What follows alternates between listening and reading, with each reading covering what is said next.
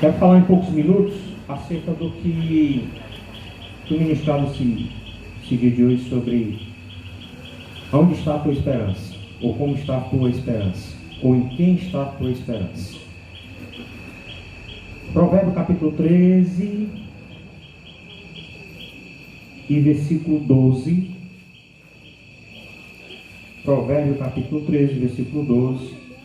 Hoje nós vamos olhar um pouco mais a palavra de Deus. Foi muito bom o discipulado ontem. O pessoal fez o discipulado ontem e a gente incentivou. Provérbios 13 e 12. E ontem nós incentivamos no discipulado a forma de manusear um pouco mais a palavra de Deus, né? Então, só vai aprender a palavra de Deus manusear se de fato nós exercermos isso, né? Então, hoje vamos manusear um pouco mais. Traga aqui um abraço do nosso pastor Roberto, certo? Está bem melhor, para a glória de Deus. Tomando antibiótico, uma série de remédios. Fez o teste de Covid hoje, deu negativo, para a glória de Deus. Então, segue aí em tratamento. Está com saudade da congregação e eu acredito que logo entre sábado e domingo ele já estará conosco. Segunda, ele já está preparando a lição aí para poder fazer. Segunda-feira, para aqueles que estão fazendo discipulado, o que é o batismo, certo? E também fica aí, a diaconisa Brena pode já fazer as inscrições para quem quiser se batizar, sinta-se à vontade, certo? Pastor, tem que terminar o discipulado? Não necessariamente. Pastor, tem que fazer o discipulado? É bom que você faça, certo? Mas também a gente não pode dizer assim, não, o que te habilita a se batizar? Creio. Mas nós damos direcionamento para que você esteja no discipulado, aprendendo mais desse Senhor, fortalecendo mais a tua fé. Amém? Provérbio capítulo 13, versículo 12, diz assim a palavra de Deus: a esperança que se adia faz adoecer o coração, mas o desejo cumprido é a árvore da vida.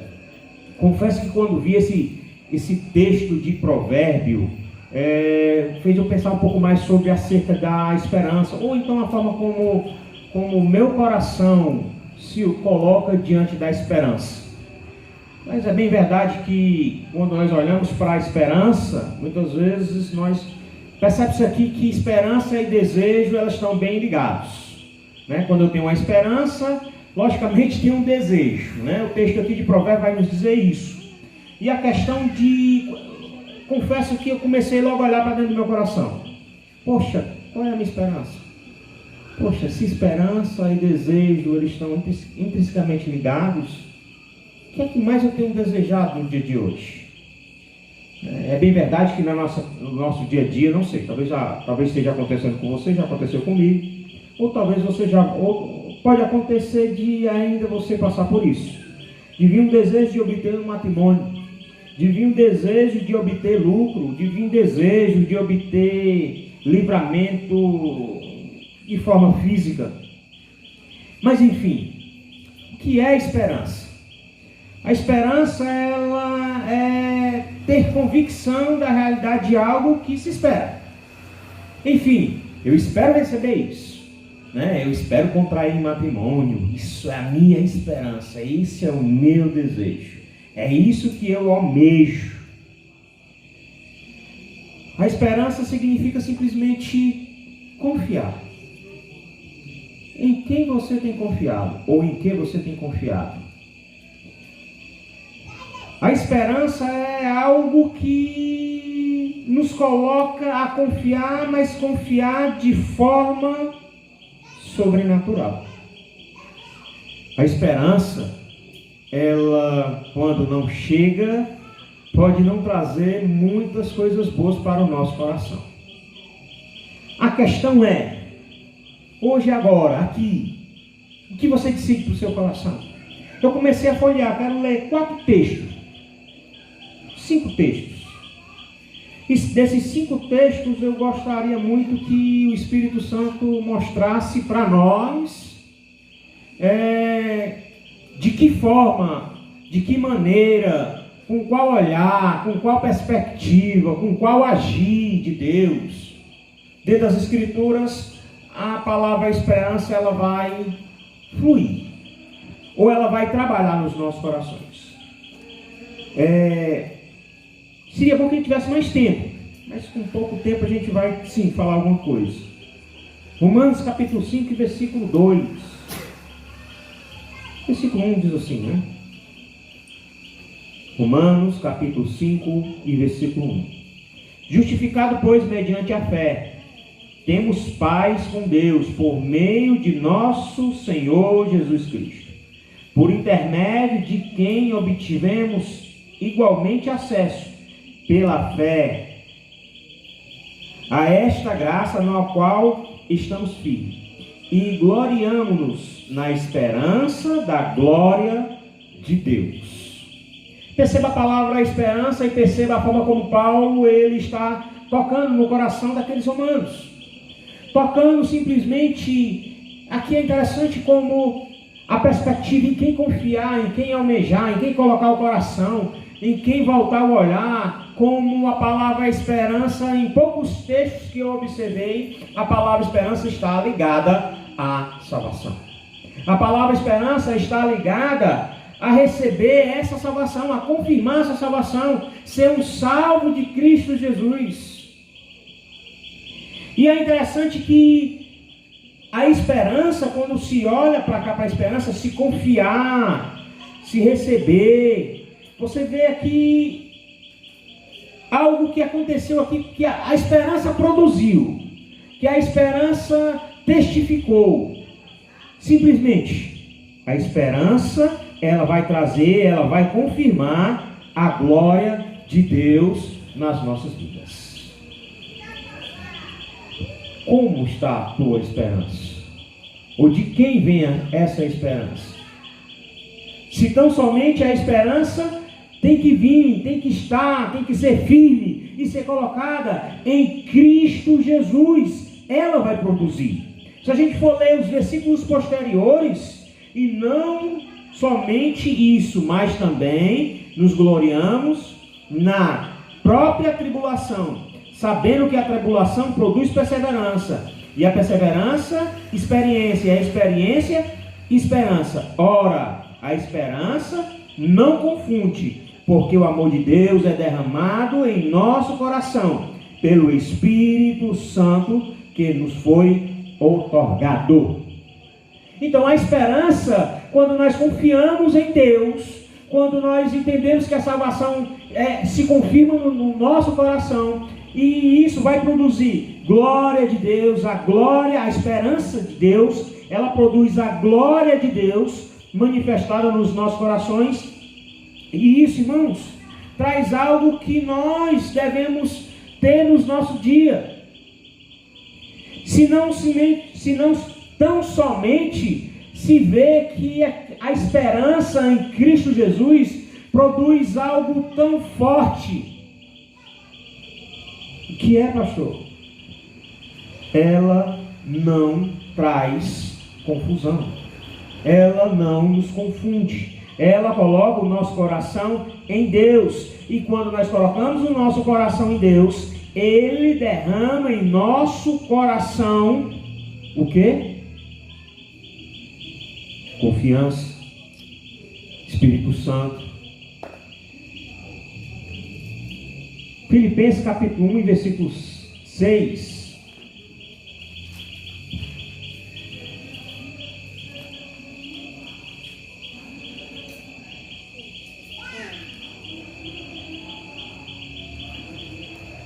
Epístola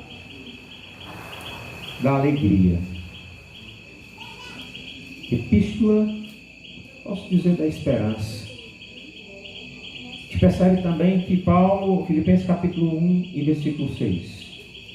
Percebe-se que em que momento Paulo estava simplesmente a enviar essa epístola. Se não era em cadeias, se não era em prisão. Vamos ler do versículo 1 em diante, diz assim, para a gente entender o contexto.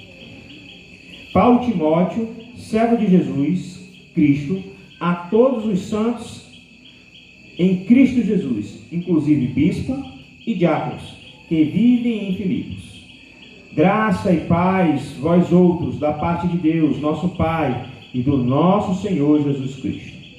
Dou graça ao meu Deus por tudo que recordo de vós, fazendo sempre com alegria súplicas por todos vós, em todas as minhas orações, pela vossa cooperação no Evangelho, desde o primeiro dia até agora.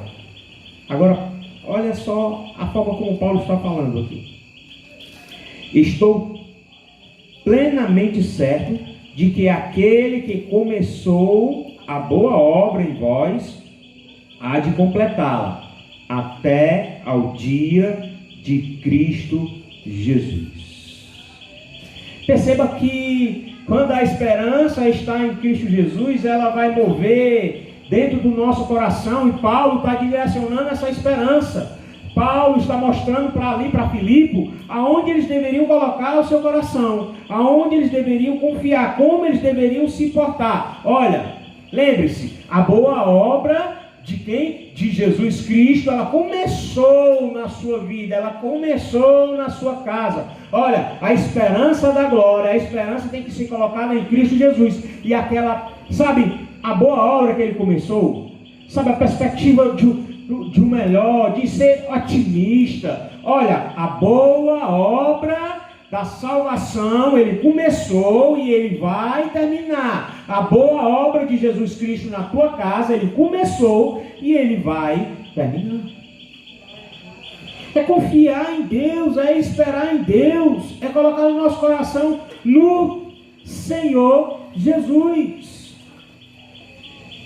Mais uma vez aqui você percebe o quê? Paulo apresentando, Paulo mostrando, Paulo dizendo, olha, as boas novas, o Evangelho, a oração, olha, continua, olha, coloca a tua esperança em Cristo Jesus, olha para Jesus, porque a boa obra do Senhor, ele vai completar até aquele grande dia do Senhor. Aí, muitas vezes, a gente pensa que Deus não vai fazer, né? Se perde logo o olhar, se abate, coloca a esperança em tudo, menos em Deus, quer confiar em todas as circunstâncias, até no teu braço, mas não quer confiar no Senhor. Não é verdade? E aí, irmãos, é aonde nós temos que fazer essa aplicação dentro do nosso coração. Ser cristão, estar dentro do cristianismo, ser servo de Deus, tem os seus desafios. É renunciar ao eu, sabe? É ouvir a palavra e praticar, é ouvir a palavra e fazer ela fazer efeito de forma sobrenatural. Olha, lembre-se de como nós temos que colocar a esperança. Tem que colocar a esperança naquilo que nós não vemos. Nós temos que ter fé em Cristo Jesus, porque a fé é o firme fundamento das coisas que não se vê. Eu não estou vendo, mas eu creio. Você por acaso está vendo o Senhor agora? Não, porque Ele é um Deus invisível, mas creia no Senhor, confie nele, coloque a esperança nele, porque Ele há de acrescentar, Ele há de restaurar, Ele há de confirmar a salvação, Ele é o próprio Deus. A gente percebe a forma, sabe, como Deus coloca. Por favor, alguém pode abrir Esdras capítulo 10, versículo 2, e lê em voz alta aí, por favor, em nome de Jesus. Por favor.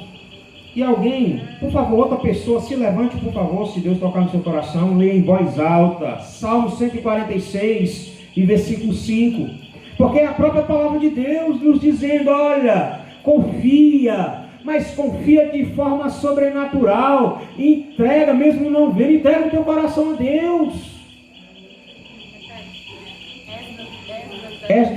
Esdras, capítulo 10, versículo 2, por favor, alguém em voz alta aí.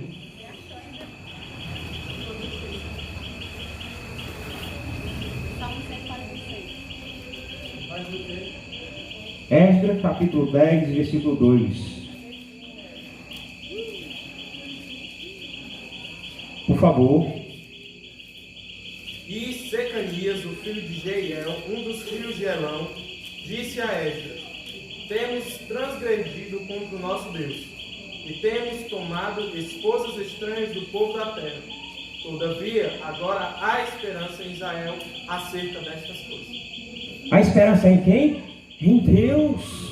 Poxa, se está fazendo algo que está errado, você está vendo que você está caminhando fora da esperança que é Cristo Jesus, coloca a tua esperança em Cristo Jesus. Ali estava apontando para Deus, Israel. Mas hoje aponta para quem? Claro, que mesmo Deus, ele sendo triuno, né? Digamos assim, cremos na Trindade, Deus Pai, Deus Filho, Deus Espírito Santo, primeira pessoa, segunda pessoa, terceira pessoa. Porém, hoje, nós temos que colocar a nossa esperança na própria esperança que é Cristo Jesus. Ele é a nossa esperança. Lembre-se, em um outro momento, sabe, as famílias estavam perecendo. Mas em um outro momento, olha, lembre-se, ele mesmo dá o direcionamento: olha, vamos colocar na nossa oração, vamos colocar no nosso olhar, vamos restabelecer o culto a Deus. Porque Esdras ali era um período onde tinha se perdido, o povo tinha se corrompido em Israel, estavam cultuando a outros deuses, momento de divisão de águas, até mesmo para a igreja. A palavra era oral e a palavra ela passou a ser escrita, e o povo restabelece o culto a Deus. Agora, irmãos, é algo que Deus nos mostra. Perceba, Esdras nos diz que devemos confiar nos Deus de Israel e que Ele vai fazer. Quando a gente chega em Neemias capítulo 2, 3, 4, perceba, a gente pode perceber a forma sobrenatural da restauração de Deus no meio da família, a forma como eles creram, a forma como eles tiveram atitude, a forma como eles se entregaram, e aquela esperança trouxe uma restauração, aquela esperança trouxe salvação para aquele povo. Salmo 146, versículo 5, por favor. Bem-aventurado aquele que tem o Deus de Jacó como seu auxílio e cuja esperança está no Senhor seu Deus. A esperança está em quem? Quem é o auxílio? Não, mas não é um auxílio emergencial, não, porque o auxílio emergencial pode a qualquer momento ser cortado como foi o cortado, e isso não vai suprir, isso não vai te sustentar, porque se tu coloca o teu auxílio naquele que é verdadeiro, naquele que é aquele que traz a felicidade, bem-aventurado é o homem, aquele que é feliz. Os R$600, né, que passou a ser 300, que passou a ser 250, pode trazer qualquer tipo de felicidade, mas o auxílio verdadeiro que vem do Senhor traz uma esperança, e essa esperança vai colocar no seu coração uma confiança, e essa confiança vai gerar uma salvação de convicção no Deus de Israel e no Deus daquele que é o Filho, que foi enviado por Ele para morrer na cruz do Calvário por mim e por ti. A questão é porque se tem esperança até os 46 do segundo tempo, mas depois se perde a esperança, não sei que tipo de esperança é essa. Eu creio que Deus pode restaurar, mas quando chega aos 45 do segundo, meu Deus, está difícil.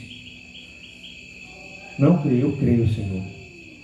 Eu espero em Ti, eu confio em Ti, Senhor. O cativeiro está grande. Senhor, eu sei que é propósito Teu. Salmo 125. O povo, Salmo 124, o povo estava cativo, foi levado. Aí Deus dá ordem: olha, confia no Senhor, guarda o teu coração, olha, levanta o altar ao Deus de Israel. Salmo 125, o povo começa a confiar no Senhor. Salmo 126, eles estavam como quem sonha, sabe como? Porque Deus tinha feito, porque Deus tinha tirado do cativeiro, porque Deus era um Deus libertador, porque Deus era um Deus restaurador. Por quê? Porque eles confiaram no Senhor Jesus, no Senhor Deus. Senhor Jesus não é que ele não estava ali no Salmo 125, né? É até um erro teológico, certo? Mas quando eu digo confiar no Senhor Jesus, eu quero fazer logo essa aplicação para os nossos dias. Porque muitas vezes nós dizemos que confiamos, mas quando nós dizemos que confiamos, nós tiramos. Aí Deus Deus não é besta, Deus não é doido, certo? Ou coloca para confiar na mão dele, ou coloca para confiar. Mas se tu coloca na mão dele e tira, aí Deus vai dizer assim: meu filho, minha filha, se decida. Se decida. Se decida se você coloca, se você verdadeiramente confia, mas confia em mim. Se decida se você tem uma fé que move montanhas. Se decida. Porque eu não posso ter eu posso induzir, eu posso persuadir, mas eu não posso ter a fé pela Glenda. Ela tem que ter a fé dela, né? Eu não posso ter a fé pela Larissa, ela tem que ter a fé dela como eu tenho que ter a minha. Eu não posso ter a fé eu posso ter uma fé igual, mas a fé da Alcioneide, ela tem a dela e eu tenho a minha, né? Porém, muitas vezes olha assim: poxa, a Alcioneide, né, está com mais fé do que eu mesmo, né?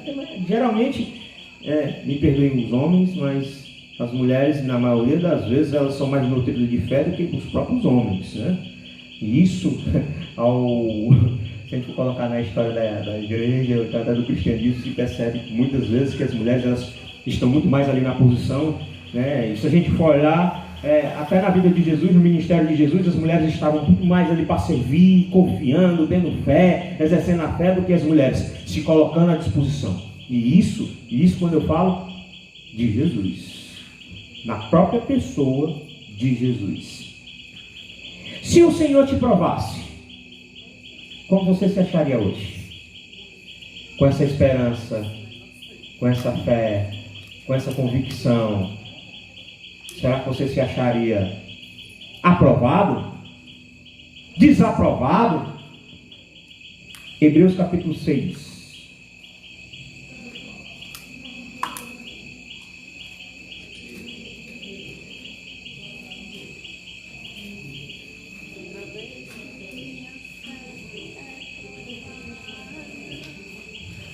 Vou partir para finalizar, né? Que é 7 horas.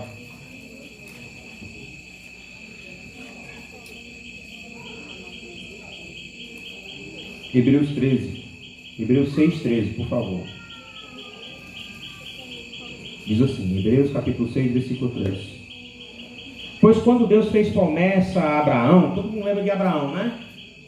O pai da fé. Diz assim: visto que não tinha ninguém superior por quem jurar, jurou por si mesmo, dizendo: quem? Né? O próprio Deus. Certamente te abençoarei e te multiplicarei. Quem? O próprio Senhor dizendo a Abraão que certamente abençoaria ele e te multiplicarei. E assim, depois de esperar com paciência, obteve Abraão a promessa. Esperar, confiar, sabe, ter a esperança, confiar, colocar o coração, aguardar confiantemente. Aí eu te pergunto: o pai da fé foi ou não foi provado? Deus pediu o que dele? O filho. E à medida que ele foi provado, ele tinha que exercer a fé, tinha que obedecer, tinha que colocar o coração. Fé e obediência andam junto. E à medida que ele colocava o coração, ele disse: eu espero em Deus, eu tenho esperança em Deus. E à medida que ele tinha esperança em Deus, que foi que Deus disse para ele? Eu te abençoarei e eu te multiplicarei, te farei pai de multidões. Deus, ele tem uma promessa de prosperidade para nós. Isso, quando eu falo, eu não estou falando pela teologia da prosperidade, não. Não é eis que tem uma chave, eis que te digo, não. Deus, ele tem prosperidade para nós, certo? Essa prosperidade, ela só vem por meio da esperança. Mas essa prosperidade só vem por meio de exercer a fé. Claro, a fé em quem? No Senhor. E à medida que exercer a fé no Senhor, mas não uma fé de qualquer jeito. Não uma fé, mas uma fé sensata. Uma fé equilibrada. Uma fé em obediência com as suas escrituras. Uma fé que diz: olha, o reino de Deus vai propagar. Olha, o evangelho vai ser propagado. As boas novas vão ser levadas. Olha, E isso, o reino de Deus sempre vai estar à frente. Olha, as boas novas sempre vai estar à frente. A palavra de Deus sempre vai estar à frente. O reino vai sempre estar à frente. Olha, não são os teus interesses, mas são os meus interesses. Porque quando Deus ele quer ser próspero, verdadeiramente, em todos os aspectos espirituais e material, seja obediente a ouvir a voz de Deus, se entregue a Deus de forma espiritual. Buscai o reino de Deus e a sua justiça, e as outras coisas lhe serão acrescentadas. Não precisa correr atrás de bênção. As bênçãos é que correm atrás de nós para nos abençoar. E isso é uma prosperidade. Quando nós colocamos a esperança em Deus. Eu iniciei dizendo que a esperança está ligada com os nossos desejos. Mas muitas vezes os nossos desejos não nos levam à esperança que é Cristo Jesus. A esperança está ligada com os desejos. Mas o desejo tem que estar ligado com o papai. O desejo tem que estar ligado com o Senhor. Sabe por quê? Para finalizar, eu quero terminar com o texto de Romanos capítulo 8 e versículo 17.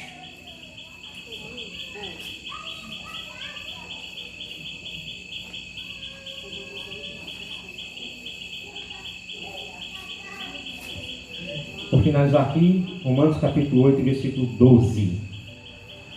Olha, a esperança em Cristo Jesus, o que é que ela proporciona? Olha só o benefício que nós temos em ter essa esperança em Cristo.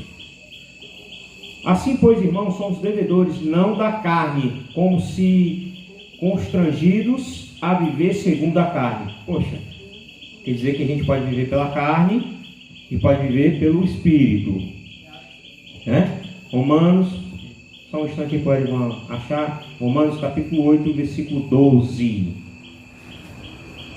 Romanos capítulo 8 e versículo 12. Assim, pois, irmãos, somos devedores não da carne, como se constrangido viver segundo a carne. Porque se viverdes segundo a carne, caminhais para a morte. Se viver segundo a carne, vai viver caminhando para a morte. Mas se pelo Espírito mortificardes os efeitos do corpo, certamente vivereis. Pois todos que são guiados pelo Espírito de Deus são filhos de Deus. Porque não recebeste espírito de escravidão para viveres outra vez atemorizado, mas recebeste o espírito de adoção, baseando-se no qual chamamos Abba, Pai. O próprio Espírito testifica com o nosso espírito que somos filhos de Deus. Ora, se somos filhos de Deus, somos também herdeiro de Deus, co-herdeiro com Cristo. Se com Ele sofremos, também com Ele seremos glorificados. Preparem um glória a Deus aí bem forte. Bem básico aqui. Não vou estender mais. A carne vai levar para a destruição, o Espírito vai levar para Cristo. E à medida que nós estamos em Cristo, e essa esperança está em Cristo Jesus, pela esperança nós nos tornamos filho de Deus em adoção. Tipo assim, os gentios tiveram isso em seu coração, porque exerceram a esperança em seu coração e se tornaram co-herdeiro com Cristo Jesus. Ora, se somos filhos, somos também herdeiro de Deus e co-herdeiro com Cristo. Se com Ele sofremos, também com eles seremos glorificados. Feche os teus olhos em nome de Jesus. Eu pedi ao Fabiano que se prepare para poder tirar a oferta. Enquanto ele tira a oferta, nós vamos orar para que essa esperança venha mais no nosso coração. Quem é a esperança da glória? Cristo Jesus. Quem é a nossa maior esperança? Cristo Jesus. Senhor Deus e Pai, a Ti toda a honra, toda a glória, Senhor, e todo o louvor.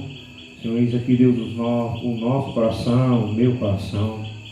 Queremos, Pai, te agradecer, Senhor, pela forma como Tu está conduzindo, Senhor. Nós oramos, Deus, pela vida, Senhor, do pastor Roberto, que estava em enfermidade.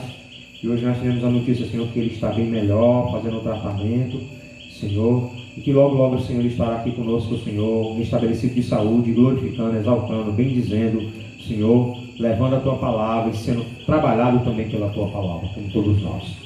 Pai, nós te pedimos ao Senhor por cada lar, Senhor, aqui representado. Tu sabe, Deus, aonde essa esperança está tomando um caminho, que seja um caminho que não leve a Ti, Senhor, mas a esperança, Senhor, nos traz, Senhor, alegria. A esperança vai gerar, Senhor, muitas vezes, Senhor, é necessário passar. Até mesmo porque, Senhor, Tu és maravilhoso, soberano, majestoso. Senhor, é que nós choramos e te agradecemos em Cristo Jesus. Amém, amém e amém.